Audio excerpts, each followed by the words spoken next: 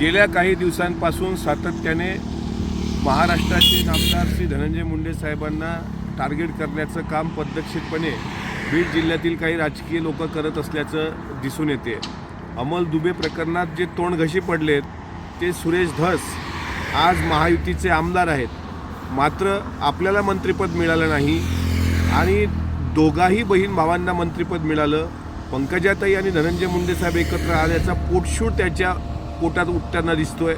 आमचं म्हणणं आहे स्पष्टपणे, मस्साजोग प्रकरणामध्ये सरपंच संतोषराव देशमुख यांची ज्या क्रूर पद्धतीने हत्या केली गेली ती निंदनीय आहे, त्याचं कोणी समर्थन करू शकत नाही। जो कोणी दोषी असेल त्याला कडक शिक्षा झाली पाहिजे, त्याला फासावर दिलं गेलं पाहिजे, या भूमिकेचं सुरुवातपासून आम्ही स्वागत करतो आहोत आणि तीच भूमिका आदरणीय मुंडे साहेबांनी मांडली। मात्र या माध्यमातून जाणीवपूर्वक त्यांना टार्गेट करून मला मंत्रिमंडळात स्थान भेटलं नाही या आसूयेपोटी सुरेश धस जे राजकारण करतायत ते मला असं वाटतं कुठंतरी थांबलं पाहिजे। त्यांच्यासारख्या मोठ्या नेत्याला हे शोभत नाही।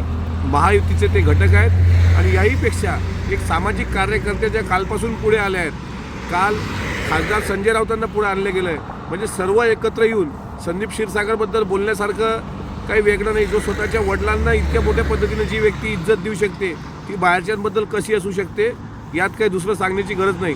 मात्र जाणीवपूर्वक एकाच व्यक्तीचं राजकारण संपवण्याची सुपारी सुरेश धस यांना कुणी दिली, त्यांनी का घेतली, याचं स्पष्टीकरण एकदा महाराष्ट्राच्या समोर आलं पाहिजे आणि मस्साजोग प्रकरण वळतं करायला, डायव्हर्ट करायला आणि आपली मागचे काळे कारनामे लपवायला सर्वांनी एकत्र मिळून काही वेगळं राजकारण सुरू केलं आहे का हे सुद्धा तपासलं पाहिजे।